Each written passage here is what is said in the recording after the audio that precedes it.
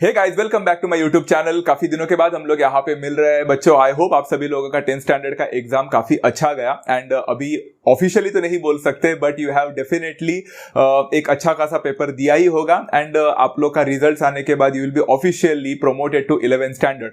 तो आप लोग अपना अपना स्ट्रीम चूज करोगे, that will be a different story all together. But जो बच्चा साइंस स्ट्रीम चूज करने वाला है, definitely maths is going to be an integral part for all of them.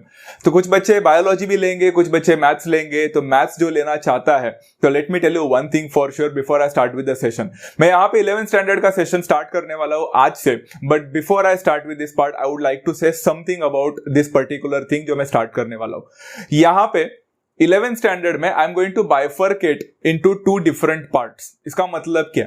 एक तो हमारा नॉर्मल चलेगा वीडियो जहां पे मैं आप लोग को टेक्सचुअल पार्ट जो है, स्टेट बोर्ड से रिलेटेड जो भी टेक्सचुअल पार्ट है, जो भी कॉन्सेप्ट्स है, जो भी एक्सरसाइज है, प्रैक्टिस सेट हो या मिसलेनियस हो या जो भी हो, तो ये सारे चीजें तो मैं आप लोग को वहां पे पढ़ाने तो वाला हूं। That's going to be there.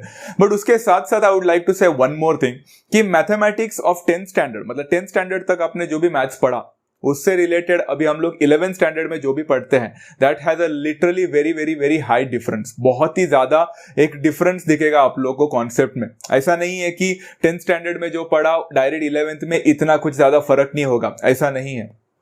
10th standard में जो भी आप लोग पढ़ रहे हो, आपने जो भी पढ़ा है वो कुछ भी नहीं था, वो एक बेसिक फंडामेंटल था। कंसीडरिंग अगर हम लोग देखेंगे तो 5% भी नहीं रहेगा। तो अभी हम लोग जो पढ़ने वाले हैं, that will be higher level of mathematics. बहुत सारे कॉन्सेप्ट्स आने वाले हैं, अलग अलग टाइप के चैप्टर्स आप लोग को दिखने वाले हैं एंड उन चैप्टर के अंदर ऐसे छोटे छोटे जगह पे आप लोग को चैप्टर में दिखेंगे ऐसे कॉन्सेप्ट्स जिसके लिए चैप्टर एक नया चैप्टर बनाने की जरूरत नहीं है, बट वो कॉन्सेप्ट पढ़ना पड़ता है। Majority of the students text book नहीं पढ़ पाते या फिर पढ़ते नहीं है, इसलिए वो कॉन्सेप्ट कहीं ना कहीं तो रह जाता है। We are able to solve those kind of questions, उससे रिलेटेड क्वेश्चंस तो हम सॉल्व कर पाते हैं, बट वो कॉन्सेप्ट होता क्या है ये समझ में नहीं आता and that is the main reason हम लोग एग्जाम्स में पास तो हो जाते हैं बट वो कॉन्सेप्ट न समझने की वजह से एडवांस्ड क्वेश्चन नहीं कर पाते, which is actually required for CET and JEE level. तो यहां पे मैं क्या करने वाला हूं, I am going to make another kind of एक प्लेलिस्ट ऐसा बनाऊंगा जहां पे कोर कॉन्सेप्ट्स जो होते हैं उसके ऊपर मैं 5-10 मिनट का वीडियो बनाकर आप लोग को समझाने की कोशिश करूंगा। तो before I start with the topic of 11th standard, कुछ प्री रिक्विजिट्स, कुछ जरूरी चीजें हम लोग यहाँ पे डिस्कस करने वाला है। आज वो ऐसा एक वीडियो होने वाला है जहां पे मैं आप लोग को कुछ चीजें बताने वाला हूं। आज का टॉपिक होने वाला है बच्चों द कोऑर्डिनेट सिस्टम। अब कोऑर्डिनेट सिस्टम, ये बात आप लोग ने पहले भी सुना है, ये वर्ड आप लोग ने काफी पहले से सुना है बच्चा। कोऑर्डिनेट ज्योमेट्री करके आप लोग को एक चैप्टर हुआ करता था, 8th स्टैंडर्ड में था, 9th में था, 10th में भी था। तो majority of the students know what coordinate geometry actually is. But coordinate system में यहां पे मैं क्या बताने वाला हूं, late me help you out with this particular thing. बच्चा, कोऑर्डिनेट सिस्टम में आप लोग ने कभी कार्टेशियन कोऑर्डिनेट के बारे में सुना है बच्चा? कार्टेशियन कोऑर्डिनेट सिस्टम नहीं सुना है? अगर सुना है तो बेस्ट है बच्चों, अगर नहीं सुना है तो मैं आप लोग को बता देता हूं। आप लोग ने सुना है बट आपको पता नहीं था कि वो कार्टेशियन कोऑर्डिनेट सिस्टम है। कौन सा सिस्टम के बारे में बात कर रहा हूं यहाँ पे? कोऑर्डिनेट सिस्टम दो टाइप के होते हैं। आपने अब तक सिर्फ एक ही टाइप सीखा था, वो था Cartesian coordinate system. Let me help you out what Cartesian coordinate system is. सबसे पहले आपके पास यहाँ पे normally x axis y axis होगा, तो मैंने यहाँ पे x x dash y y dash and origin दिखा दिया। फिर कुछ पॉइंट्स को प्लॉट किया बच्चा, नेगेटिव एंड पॉजिटिव में जा रहे थे। तो यहाँ पे पॉजिटिव के साइड में 1 2 3 4 5, ऊपर के साइड में 1 2 3 4 5, यहाँ पे नेगेटिव के साइड में -1 -2 and this goes on continuing and नीचे भी -1 -2 कर दिया at the negative side of y axis. तो ये सारा चीजें तो हम लोग को पता है। अब बच्चों मान के चलो मैंने यहाँ पे कोई ना कोई एक पॉइंट लिया। फॉर एग्जांपल देखो आप लोग यहाँ पे एक पॉइंट दिख रहा है, तो मैंने अगर आप लोग को पूछा बच्चों ये पॉइंट का कोऑर्डिनेट क्या है, तो आप तो आसानी से बता पाओगे what is the coordinate of this particular point. अभी तो आप लोग इतने मैच्योर हो चुके हो कि आप लोग को इस पॉइंट का प्लॉट करना आता है। तो ये पॉइंट अगर मान के चलो P है, तो what will be the coordinate of this particular point? तो आप बोलोगे दिस इज P 4,3, बराबर ना? अब आप लोग ने इसको 4,3 कैसे बोला, क्यों बोला? बिकॉज आप लोग क्या करते हैं हमेशा, ये पॉइंट कहां पे है, ये पॉइंट एक्स एक्सिस के अलोंग आप सबसे पहला डिस्टेंस ढूंढने की कोशिश करते हैं। तो this particular point is lying at a distance of 4 units from the x axis, बराबर है? तो पहले एक्स एक्सिस से एक डिस्टेंस निकालते हो, जो कि आप लोग को 4 मिला। And then what do you do बच्चों यहाँ पे इज कि ओरिजिन से इस पर्टिकुलर पॉइंट का अलोंग द वाई एक्सिस कितना डिस्टेंस है वो निकालते हो, जो कि 3 के डिस्टेंस में है। तो आप लोग को यहाँ पे मिलता है 4,3। मतलब इन अदर वर्ड्स में शॉर्ट में बोल सकता हूं कि the coordinates help in locating the position of any point on the 2D plane. कोई भी पॉइंट आप लोग को लोकेट करना होगा तो ये कोऑर्डिनेट्स मदद करता है हम लोग को। 4,3 किसी ने तो आपको बोल दिया तो आप लोकेट कर पाओगे भाई, ये तो फर्स्ट क्वाड्रेंट में लाई करता है distance of 4 units from the x axis and distance of 3 unit from the y axis. ढूंढ लिया, पॉइंट मिल गया।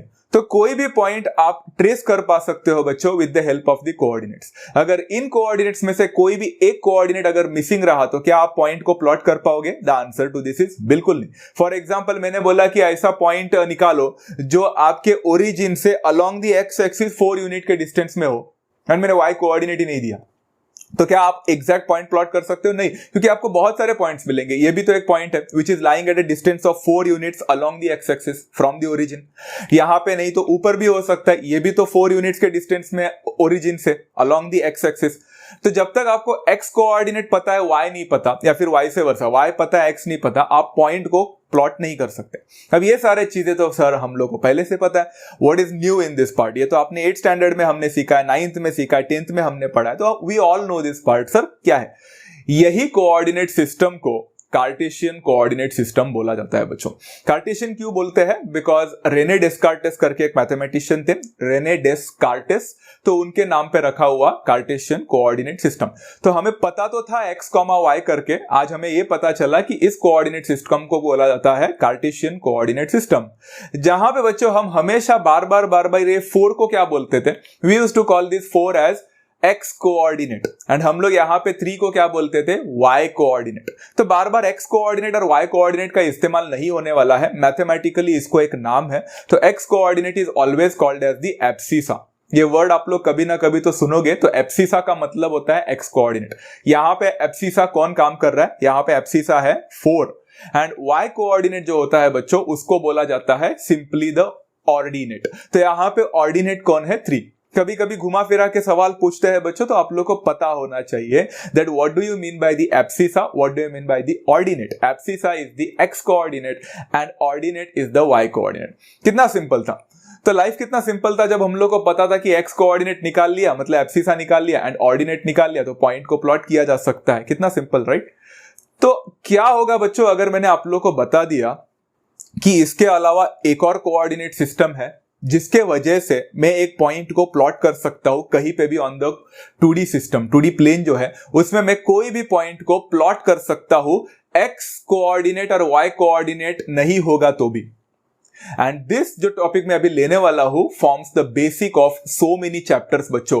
ट्रिगोनोमेट्री हो, कॉम्प्लेक्स नंबर हो, वहां पे ये कोऑर्डिनेट सिस्टम आने वाला है। So before we approach with those chapters हमें ये सिस्टम समझना बहुत ज्यादा इंपॉर्टेंट है। And the system is called as the polar coordinate system. मैं गारंटी बोलता हूं पोलर कोऑर्डिनेट सिस्टम बहुत कम बच्चों ने सुना है, इनफैक्ट काफी सारे बच्चों ने तो सुना ही नहीं होगा। तो आज हम लोग समझने की कोशिश करते हैं what do mean by the polar coordinate system.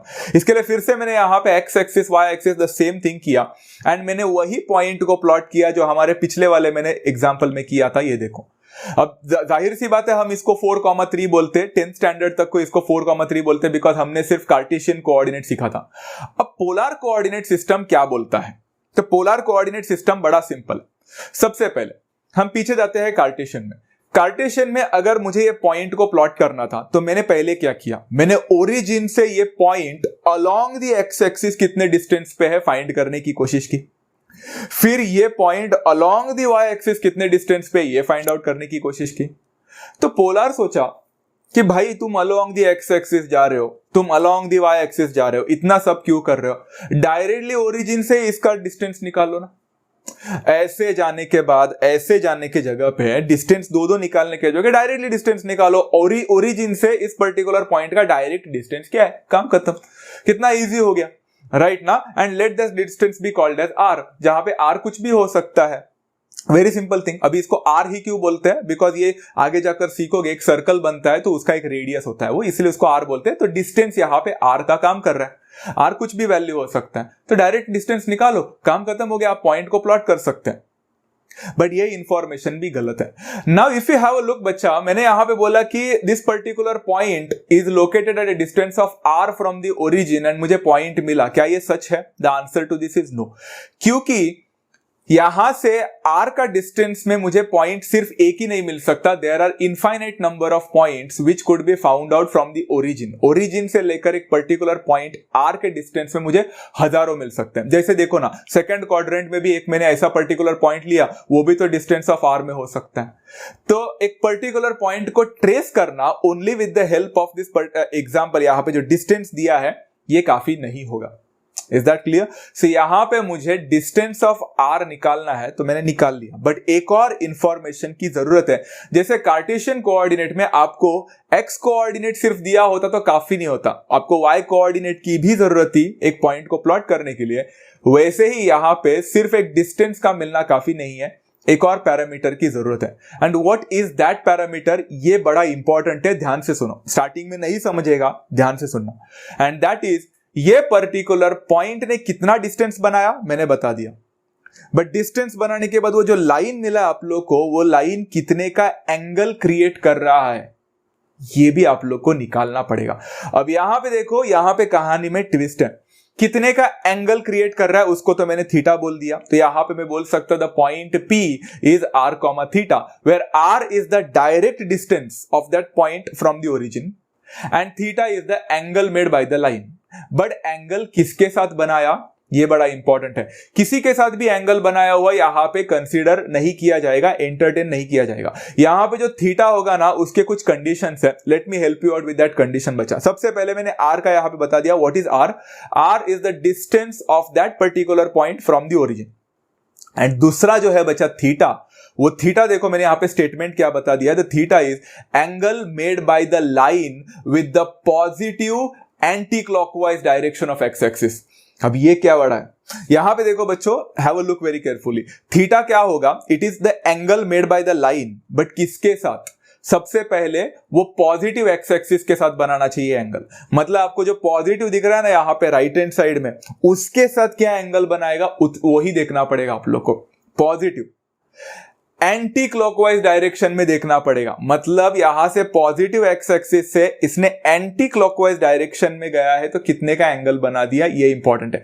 क्योंकि कभी कभी क्या होता है कि ये जो पॉइंट है, अगर ये फोर्थ क्वाड्रेंट में होता तो आपका लाइन नीचे होता, एंड अगर आप लोग को वहां पे 30 डिग्री मिलता तो आप बोलते कि this particular thing is making positive x axis के साथ 30 डिग्री बना रहा है, तो इसका आंसर 30 है। आंसर इज रॉन्ग, 30 डिग्री नहीं होगा, बिकॉज आप यहां पे क्लॉकवाइज डायरेक्शन से एंगल को मेजर कर रहे हो। तो इस पर्टिकुलर लाइन का एंगल का मेजरमेंट कितना रहेगा, आप लोग को एंटी क्लॉकवाइज डायरेक्शन ऐसा जाना पड़ेगा, which will be equal to 330 degree. बच्चों अगर आप लोग ने सर्कल चैप्टर पढ़ा है तो आपको पता है, अगर इधर से 30 डिग्री है तो इधर से एंटी क्लॉकवाइज डायरेक्शन जाओगे तो कितने का एंगल बना दिया बच्चा? It has actually made the angle of 330 degree. तो यहां पे आपका थीटा होगा 330।